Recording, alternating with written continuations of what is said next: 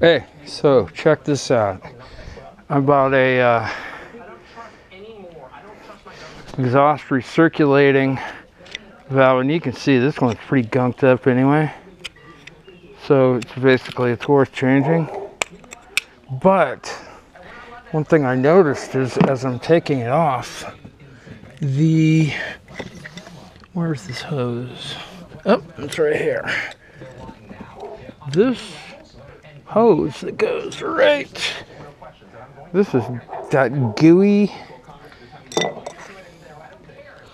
Yes, this is what was giving vacuum to that diaphragm. So the diaphragm obviously is not working.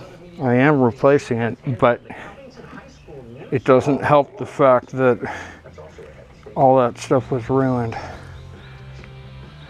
See, this is even gooey, gummy. So I don't know. I may need a vacuum line before I can put that on.